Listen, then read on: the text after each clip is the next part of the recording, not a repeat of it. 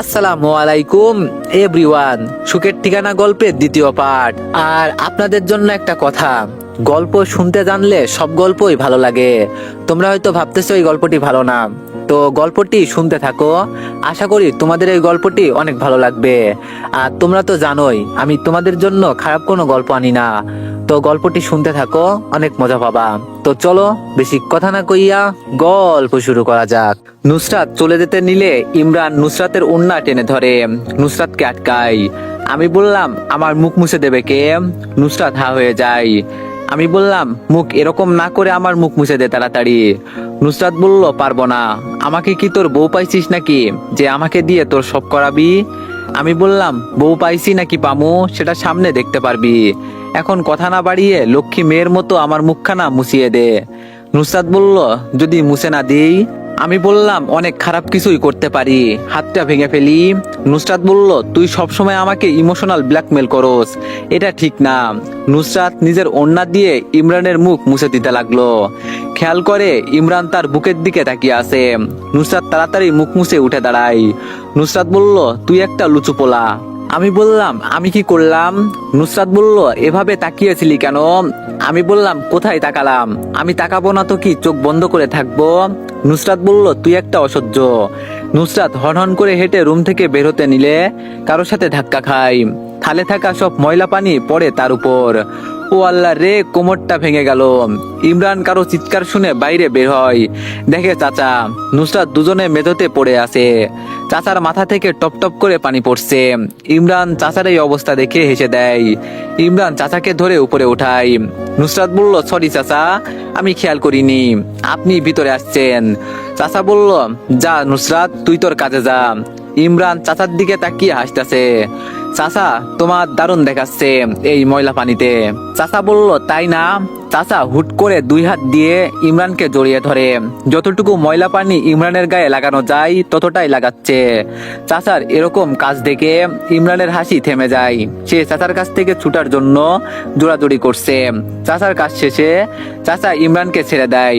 চাচা হেসে বলল, এবার চলো চাচা ভাতিজা, দুইজন মিলে গোসল করে আসি। ইমরান রেগে সোহাগী বেগম বলে এক চিৎকার দেয়। ইমরানের মুখে সোহাগী বেগমের নাম শুনে চাচা উধাও হয়ে যায়। বিকেল বেলা নুসরাত ইমরানের রুমে এসে দেখে ইমরান এখনো পড়ে পড়ে ঘুমাচ্ছে। নুসরাত বিছানার কাছে এসে ইমরানকে ডাক দেয়, ভাইয়া ওঠ, ওই ভাইয়া। ইমরানের কোনো সারা শব্দ নেই। এবার নুসরাত জোরে এক চিৎকার দেয়, ভাইয়া। ইমরান ধরপড়িয়ে উঠে বিছানা থেকে পড়ে যায়। তা দেখে নুসরাত হাসতে হাসতে লুটোপুটি খায়। আমি বললাম, কে কে? নুসরাত তখনও হাসতেছিল।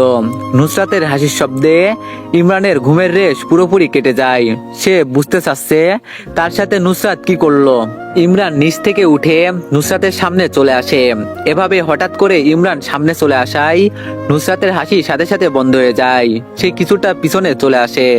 আমি বললাম, তোর হাসিটা অনেক সুন্দর, কিন্তু এখন তোর হাসিটা আমার কাছে বাজে বাজে লাগছে। এভাবে চিৎকার করলি কেন বল?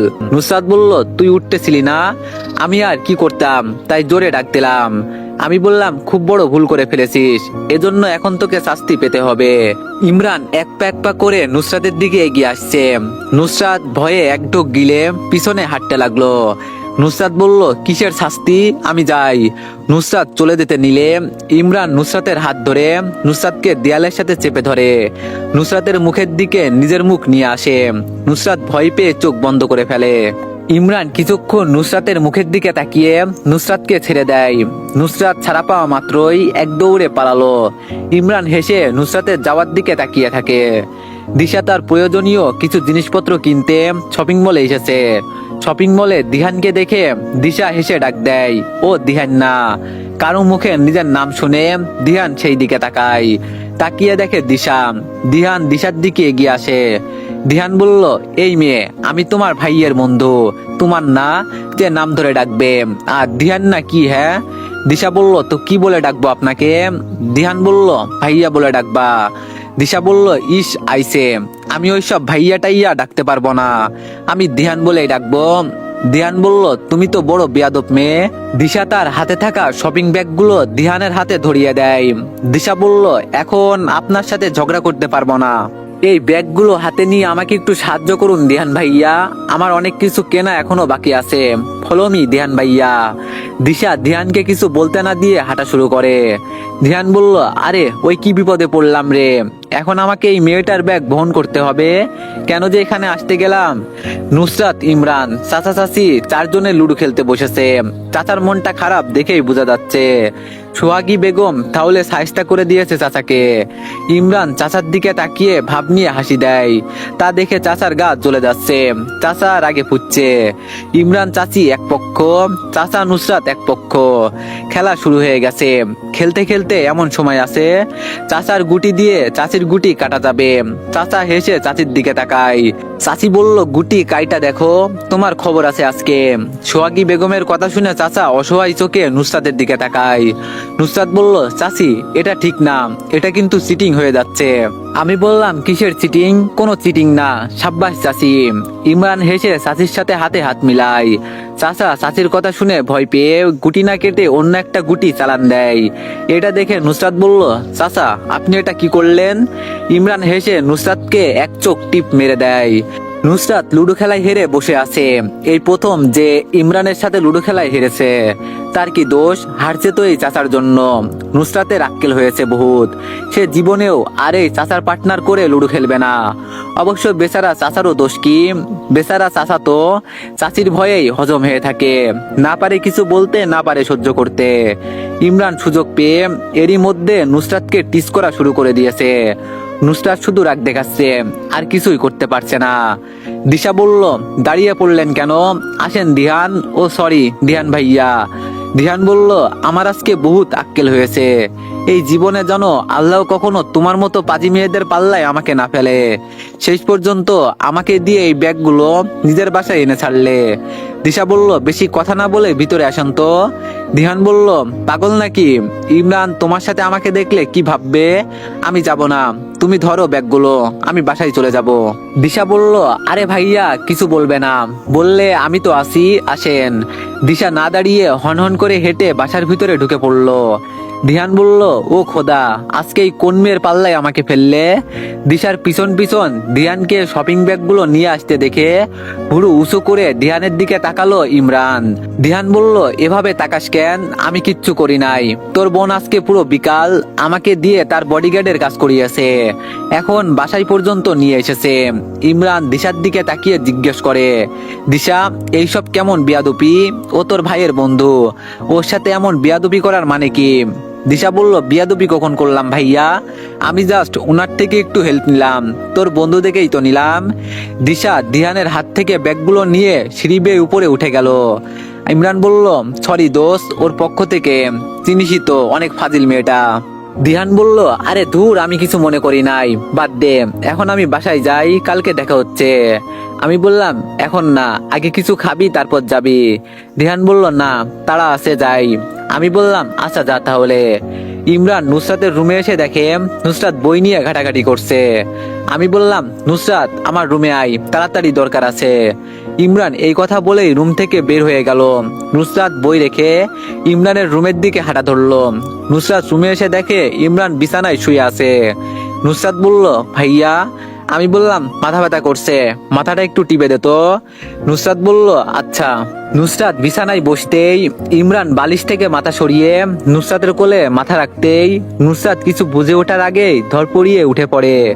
এভাবে নুসরাত হঠাৎ উঠে পড়ায় ইমরানের মাথাটা খাটের কোনায় বাড়ি খায়। সাথে সাথে ইমরানের নিজের হাত তার মাথায় চলে যায়, যা বোঝাচ্ছে সে ব্যথা পেয়েছে। নুসরাত ভয় পেয়ে ইমরানের কাছে ছুটে যায়। নুসরাত বলল, ভাইয়া ব্যথা পেয়েছো? আমি সরি, আমি বুঝে উঠতে পারিনি কি হলো। আমি বললাম, কিছুই হয়নি, যা তো রুম থেকে। নুসরাত বলল, আমি জানি তুই ব্যথা পেয়েছিস। নুসরাত ইমরানের মাথায় হাত রাখতে গেলে ইমরান নুসরাতের হাত ছড়িয়ে দেয়। আমি বললাম, ব্যথা পেলেও তোর কি, তোকে আর দরদ দেখাতে হবে না, এখন শান্ত কণ্ঠে বলছি, আমার রুম থেকে বের হয়ে যা। না হলে থাপ্পড় মেরে বের করে দিব। নুসরাত বলল, ভাইয়া তোর মাথা ব্যথা?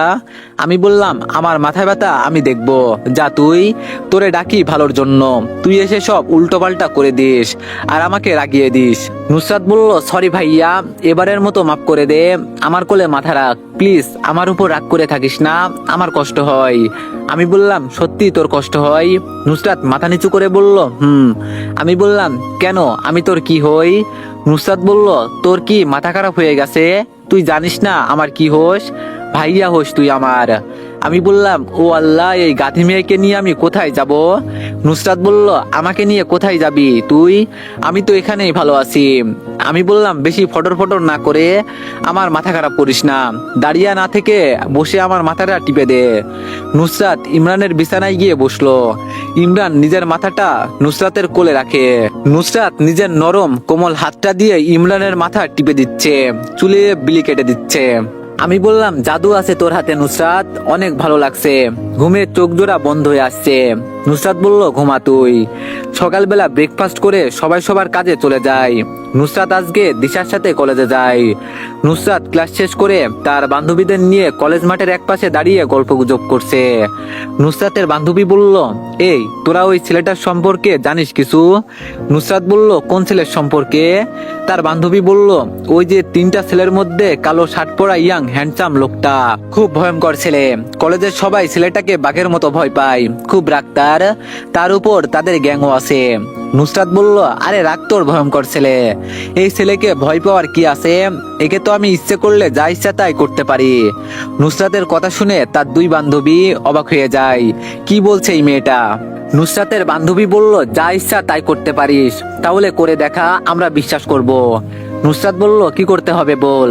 নুসরাতের বান্ধবী বলল, কিস করবি।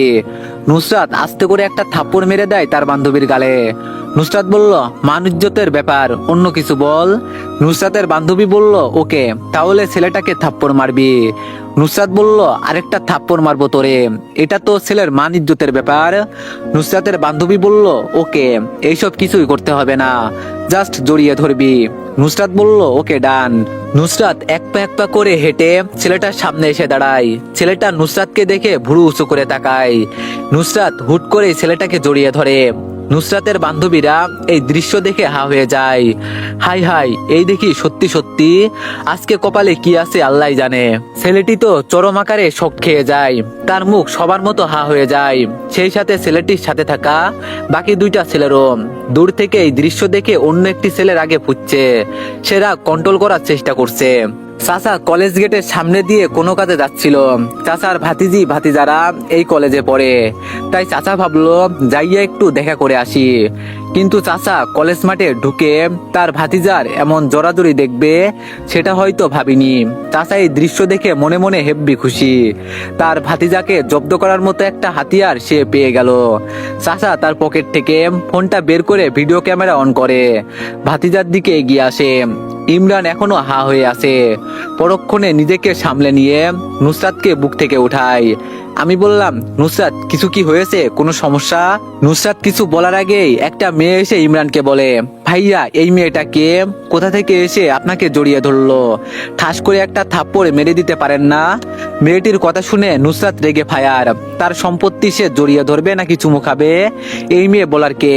ইমরান জবাব দিবে, তার আগে হাত দেখিয়ে নুসরাত ইমরানকে থামিয়ে দেয়। নুসরাত বলল, ওই আমি জড়িয়ে ধরি নাকি চুমু খাই, তুই বলার কে? তুই কে রে যে ওকে আমাকে থাপ্পড় দিতে বলিস? বেশি কথা বললে না এখন জড়িয়ে ধরে চুমুও খেয়ে নিব। নুসরাতের কথা শুনে ইমরান বড় ধরনের একটা বিষম খায়। ইমরান আজকে এইসব কি দেখছে? নুসরাত তাকে জড়িয়ে ধরছে, চুমু খাওয়ার হুমকিও দিচ্ছে। আজকে সে কোন নুসরাতকে দেখছে? নুসরাত পাগল টাগল হয়ে যায়নি তো? অন্যদিকে নুসরাতের বান্ধবী ফাতেমা ও নিশা একে অন্যের মুখে চাওয়াচাই করছে। ফাতেমা বলল, কিরে এইসব কি হচ্ছেটা কি? এই মেয়ে তো রীতিমতো ঝগড়া শুরু করে দিয়েছে। নিশা বলল, ঘটনার উৎপত্তি যে এখান থেকে, যদি ওরা জানে আমাদের রেহাই নেই আজকে। নুসরাত আর মেয়েটা এখনো ঝগড়া করে চলেছে। আমি ধমক দিয়ে বললাম, ওই তোমরা দুজনে থামবে। নুসরাত মেয়েটা দুজনেই চুপ হয়ে গেল। নুসরাত বলল, ভাইয়া এই মেয়ে এরকম করছে কেন?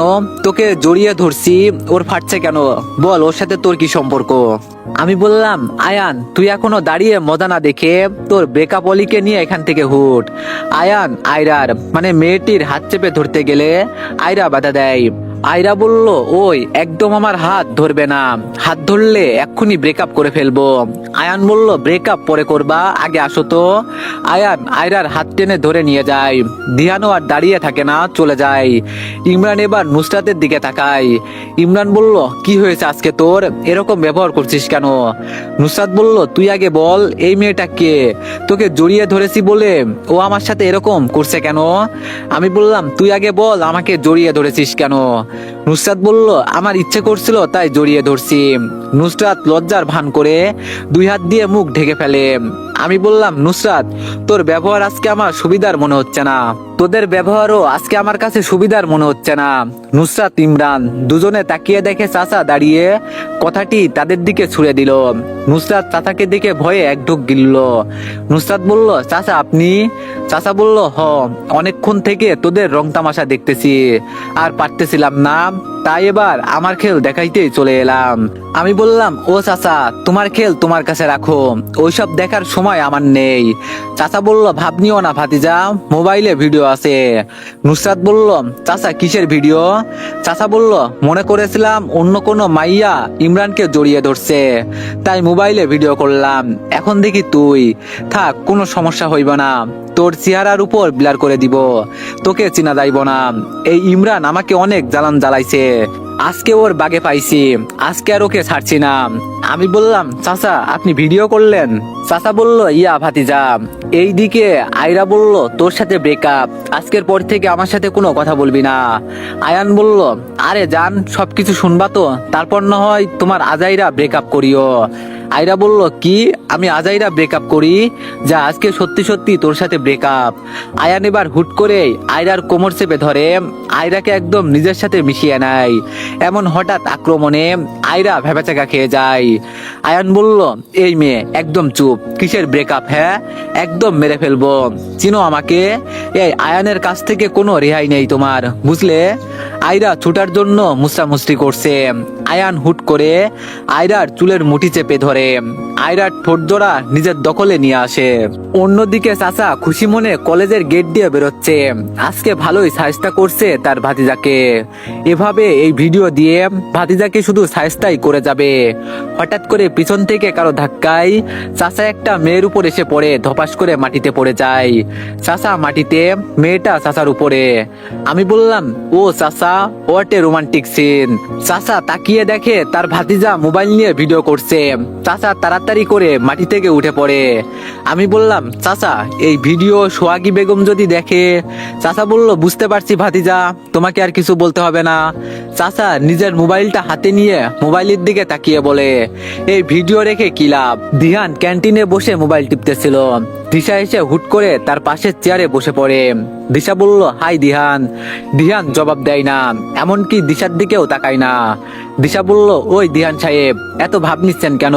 আমার দিকে তাকাচ্ছেন না কেন? দিহান বলল, কিছু বলার থাকলে বলে যাও, না হয় ফটো। দিশা বলল, আপনার মোবাইল টিপা বন্ধ করুন, তারপর বলছি। দিহান মোবাইলটা টেবিলের উপর রেখে দেয়। দিশা বলল, আপনি এখানে একা কেন? আপনার বন্ধুরা কোথায়? দিহান বলল, ওরা কাজে আছে।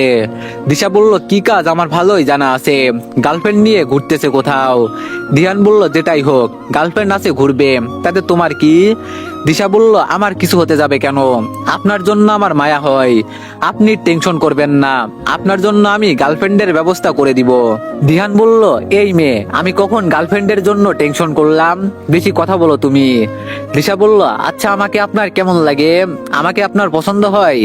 দিশার এই কথা শোনা মাত্রই দিহান বিষম খেয়ে ওঠে। এই মেয়ে বলে কি? ডিরেক্টলি তাকে জিজ্ঞেস করছে। লজ্জা শরমের কোনো বালাই এই মেয়ের ভিতরে নাই দেখছি। দিশা বলল, বিষম খেলে চলবে না, বলেন না কেমন লাগে আমাকে আপনার? দিহান বলল, আমার কাজ আছে, আমি উঠি। দিশা বলল, ওই বলে যান। দিহান দাঁড়ায় না, হেঁটে তাড়াতাড়ি ক্যান্টিন ত্যাগ করে।